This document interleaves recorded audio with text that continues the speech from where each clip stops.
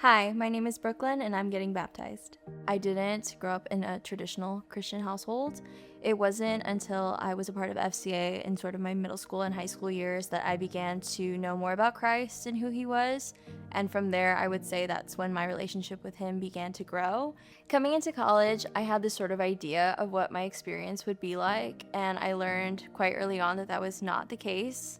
I began to question my identity through different hardships that happened and traumatic events that I thought defined me in that moment. And I began to question God's purpose for me in this world and exactly how my life was going to play out. It wasn't until I came to Highland and found my community and my support system through my friends that I began to realize that God's love is so much greater than I ever thought or imagined.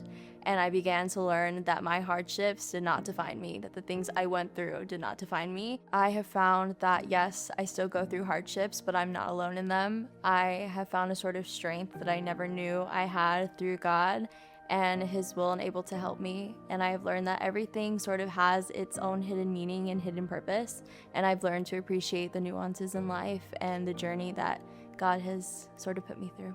I'm confident that I had a relationship with Christ in my early years with FCA and throughout high school, but it wasn't until these past few years of college that I felt my faith was truly transformed.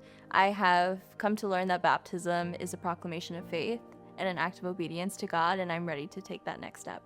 Jesus is the Son of God, and he died on the cross and rose 3 days later, and because of that sacrifice, I get to live my life in his abundant grace. My name is Brooklyn, and I'm alive.